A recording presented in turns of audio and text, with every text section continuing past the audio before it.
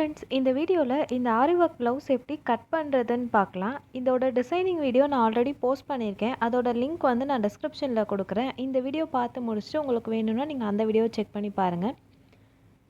First வந்து நான் main ஃபேப்ரிக்கை தான் இதில் காமிச்சிருக்கேன். ஃபர்ஸ்ட் ஆனால் நம்ம லைனிங் தான் கட் பண்ணுவோம். ஸோ லைனிங் வந்து 2 கரை ஒட்டுக்காக இருக்க மாதிரி நான் மடித்து போட்டுட்டு கீழே வந்து ஒரு ஸ்கேல் அளவுக்கு மார்க் பண்ணி பண்ணுறேன். இப்போது கீழே இருக்கிறது வந்து க்ளோஸ்டு சைட், மேலே இருக்கிறது வந்து ஓப்பன் சைட். நம்ம க்ளோஸ் சைட் தான் வந்து மார்க் பண்ணணும்.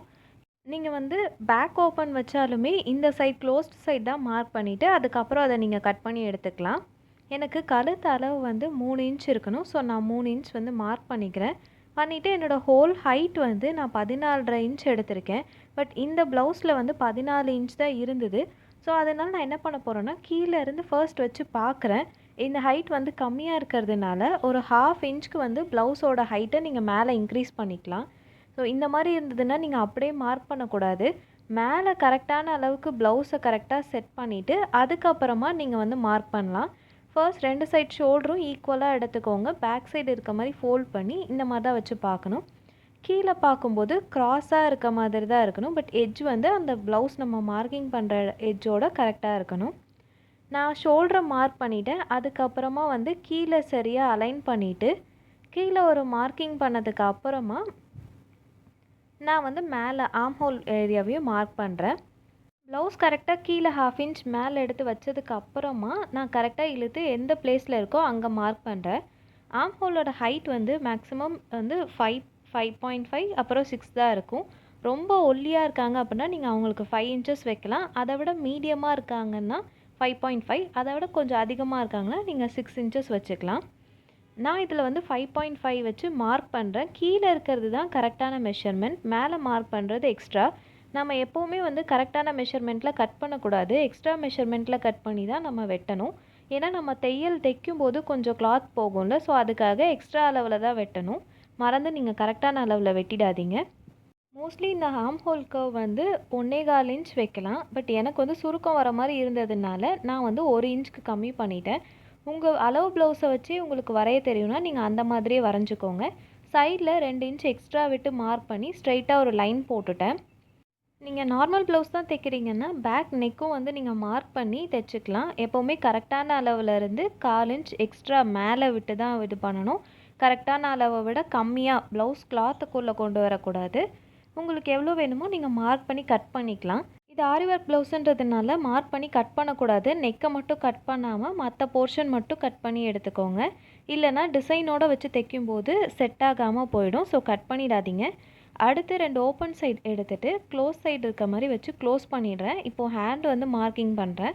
உங்களுக்கு நார்மல் ப்ளவுஸ் தைக்க தெரியும், அதிலே நீங்கள் வந்து மெஷர்மெண்ட்லாம் எடுத்து இது கரெக்டாக பண்ணிவிடுவீங்கன்னா நீங்கள் அப்படியே லைனிங்கை ஃபர்ஸ்ட் கட் பண்ணிவிட்டு அதுக்கப்புறமா நீங்கள் வந்து மெயின் ஃபேப்ரிக்கை கட் பண்ணலாம். லைனிங்கில் நம்ம என்ன நோட் பண்ணணும் அப்படின்னா பேக்கில் வந்து நெக்கை கட் பண்ணக்கூடாது. ஃப்ரண்ட்டில் டிசைன் ரொம்ப இறக்கமாக இருக்குது ஆனால் உங்களுக்கு அவ்வளோ வேணான்னு நினச்சிங்கன்னா அப்போ மட்டும் உங்களுக்கு கரெக்டான அளவுக்கு நீங்கள் மார்க் பண்ணிவிட்டு கட் பண்ணிக்கலாம். முன்னாடி கிளாத் கொஞ்சம் எக்ஸ்ட்ரா இருந்தாலும் சாரீ கவர் பண்ணிவிடும். பட் பேக் சைடில் வந்து கிளாத் எக்ஸ்ட்ரா தெரியக்கூடாது. நான் வந்து ஹேண்டோட ஹைட் மெஷர் பண்ணிவிட்டு சைடும் மெஷர் பண்ணி இதில் இருக்க மாதிரி மெஷர் பண்ணி எடுத்துக்கிறேன். நீங்கள் வந்து ஹேண்ட் நார்மலாக கூட வரையலாம். மெயினில் இருக்க ஹைட்டை விட சைடில் வந்து 3 இன்ச்சஸ் கீழே ஹைட் கம்மி பண்ணி ஒரு லைன் போட்டுட்டு நீங்கள் வந்து மேலேருந்து இப்படி கர்வாக ட்ரா பண்ணிக்கலாம். நான் வந்து ப்ளவுஸில் இருக்க அதே மெஷர்மெண்ட் எடுத்துகிட்டு அதுக்கு 1/4 இன்ச் மேலே வந்து ஒரு லைன் போட்டு எடுத்துக்கிறேன். இப்போ மேலே லைன் போட்ட இடத்துல தான் நான் கட் பண்ணி எடுக்க போகிறேன். சைடில் எக்ஸ்ட்ரா அளவு வந்து நம்ம உடம்புக்கு 2 இன்ச் விட்டுருக்கோம். அதே அளவு தான் வந்து ஹேண்டுக்கும் விடணும். சைடில் இடம் விடுறதுக்கு இல்லைன்னா நீங்கள் வந்து 1 இன்ச் கூட இருந்ததுன்னா நீங்கள் வெட்ட எடுத்துக்கலாம். ஸோ மேலே இருக்க லைனில் கட் பண்ணதுக்கு அப்புறமா நம்ம மார்க் பண்ணுவோம்ல கிராஸ் கட் பண்ணி. ஸோ அந்த மாதிரி சென்டரில் ஒரு பாயிண்ட், சைடில் ஒரு பாயிண்ட் பண்ணிக்கோங்க. சென்டர்லேருந்து 1 இன்ச் விட்டுட்டு சைட் பாயிண்ட்டுக்கு எவ்வளோ மெஷர்மெண்ட் இருக்குதுன்னு பாருங்கள். எனக்கு 6 இன்ச்சஸ் இருந்ததுனால நான் சென்டராக 3 இன்ச்சஸில் மார்க் பண்ணி நான் வந்து ஒரு கர்வ் மாதிரி ட்ரா பண்ணி கட் பண்ணி எடுத்துக்கிறேன். இது வந்து ப்ளவுஸில் ஃப்ரண்ட் ஹேண்ட் வந்து சுருக்கமாக இல்லாமல் இருக்கிறதுக்கு கட் பண்ணுவோம். அடுத்து நான் பேக் பீஸை வந்து வச்சு ஃப்ரண்ட் பீஸ் கட் பண்ண போகிறேன். கிராஸ் பீஸில் உங்கள் ப்ளவுஸ் இருந்ததுன்னா இந்த பேக் சைட் நம்ம வெட்டின ஃபேப்ரிக்கை க்ராஸாக போட்டு வெட்டிக்கோங்க. ஸ்ட்ரெயிட் கட்டிங்காக இருந்ததுன்னா நீங்கள் ஸ்ட்ரெயிட்டாக போட்டுக்கலாம். என்னோடது கிராஸ் கட்டிங்கிறதுனால நான் க்ராஸாக போட்டிருக்கேன். ஃபர்ஸ்ட் வந்து அவுட்லைன் மட்டும் மார்க் பண்ணால் போதும். நெக் மார்க் பண்ண தேவையில்ல, மற்ற எல்லாமே சேம் மெஷர்மெண்ட்டில் மார்க் பண்ணி எடுக்கணும். நெக் வந்து உங்களுக்கு 6 இன்ச்சஸ் போதும்னா நீங்கள் அந்த அளவில் மார்க் பண்ணி அதுக்கப்புறமா சைடில் நம்ம கீழே லைன் இருக்குல்ல அந்த லைனோட ஜாயின் பண்ணி மேலே எடுத்துகிட்டு வரணும். ஸோ இப்போது இந்த அளவில் நீங்கள் கர்வ் போட்டுக்கிட்டால் போதும். இங்கே வந்து நம்ம எக்ஸ்ட்ரா அளவுலாம் விட தேவையில்லை, ஏன்னா பேக்லேயே நம்ம எக்ஸ்ட்ரா அளவுலாம் விட்டு தான் மார்க் பண்ணியிருக்கோம். அதை வச்சு மார்க் பண்ணதுனால அதுக்கடுத்து வந்து நம்ம ஃப்ரண்ட்டில் கொக்கி பீஸ் இருக்குல்ல அந்த அளவோட மெஷர்மெண்ட், அதுக்கப்புறமா சென்டர் டாட்டோட மெஷர்மெண்ட், அது வந்து நீங்கள் டேப் வச்சு கூட எடுத்துக்கலாம், இல்லை ப்ளவுஸ் வச்சு உங்களுக்கு எடுக்க தெரியும்னாலும் எடுத்துக்கலாம். நான் 13.5 எடுத்திருக்கேன்.